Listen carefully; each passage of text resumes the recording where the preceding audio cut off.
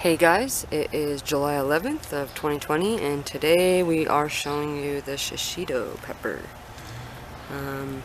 This is a really good pepper. We actually pickled these last year with our fish pepper and they turned out really good. So we're going to go ahead and get these off of here so that we can get more production going, and we'll probably pickle them with some other things. And so UT's going to go ahead and start clipping some of these off. This is a really great pepper. We also like the pepperoncini, and I would say that out of all the peppers that we've tried, this is the closest to a pepperoncini. And to be honest, a pepperoncini is probably slightly better for pickling. These ones are good for what they call blister cooking. When you cook them, the skin gets a little bit flaky. As a snack pepper, we don't necessarily prefer them either, eating them out of the garden like we would another sweet pepper. 1 in 10 of these are supposed to be hot, and they're actually sought after for their spicy flavor without heat mostly. But the Shishito pepper, it stands for lion's head. It doesn't look anything like a lion's head. It looks more like an elephant trunk to us. Really productive plant. This is the second year with these seeds.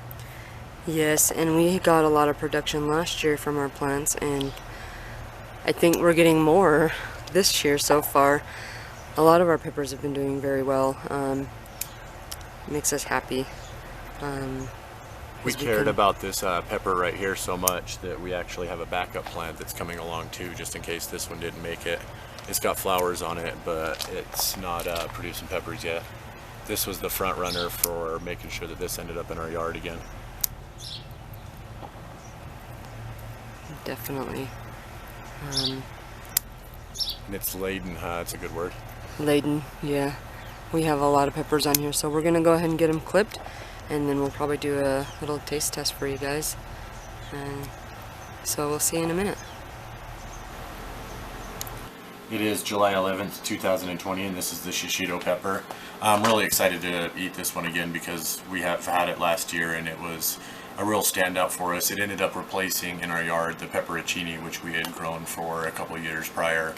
So this one right here, it may not be quite as good as the pepperoncini for pickling, but it is a little bit more unique and different for us, and so we've really liked it. When it is blister cooked, which we'll be pickling these ones, when it is blister cooked, the thing it reminds me kind of the most of for some reason is like buttered asparagus. So when we were blister cooking it, we were I think we were doing it in unrefined coconut oil, but you know what I mean, if you get a little bit of butter with it and some spices and stuff like that on it, it already has that kind of unique spicy-ish flavor with no heat. And we've never hit one that was hot, so we've had 30 to 50 of these peppers ourselves and never hit one that was hot. So that's pretty good enough to get us 1 jar of pickles, just in case. At our local farm market we picked up a bag of carrots here, and that it's kind of like filler if we need to. We also add garlic to our pickling stuff and everything else like that, but a really good one. Like I was saying, a little bit less as maybe as a snacker pepper, because it seems like it can almost feel a little stringy, or the flakier crust might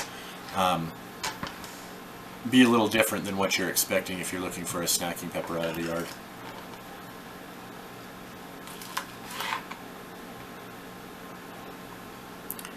Tons and tons of seeds, and we usually, when we strip a plant down like that, we leave 4 or 5 pods still on the plant to kind of ripen and get seeds from, so we won't be saving any of the seeds from the ones we're trying.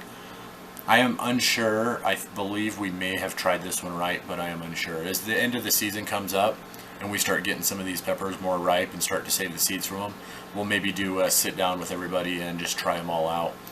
But kind of a thin wall, and if you can see, the wall kind of breaks away, it seems like, from the inside really easy here. And that's where it gets the blistering. You just put it in some butter on a frying pan for a little while and it'll really kind of cook and bubble up a little bit as it catches air pockets between those walls. Gives it a really unique texture too when you eat it. Like I said, it looks more like an elephant trunk than a lion head. I'm not sure where that gets. I'm sure the name's not as cool, elephant trunk pepper, as it would be lion's head pepper, but, and I believe that's what Shishito stands for, is lion's head. But with or without seeds, even if this one ended up being a hot one, which is kind of a rarer in them and more sought after, it wouldn't be a heat that would really burn you too bad.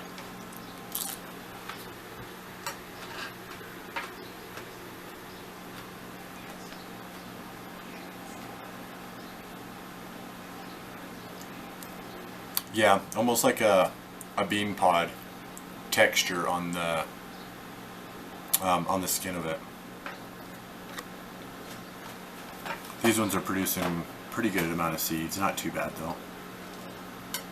You want to try it? Yeah.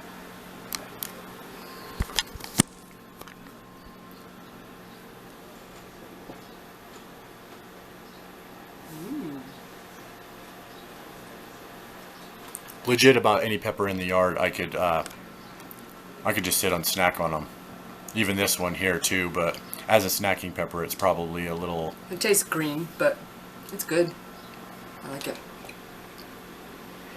So yeah, this is the Shishito pepper, and a really productive plant. Our plants ain't getting too big.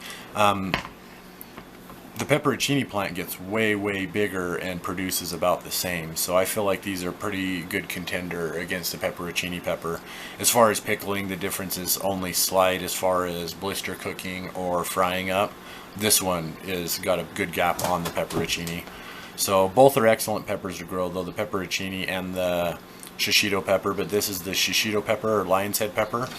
All of our seeds, all of our garden, all of the stuff we're doing out there this year all comes from the community. We didn't purchase any seeds at all this year, so we'd like to thank everybody who's watching these videos and hanging out with us, and we're having a ton of fun growing peppers and giving them a good try for you guys. Love you guys. Thanks for watching.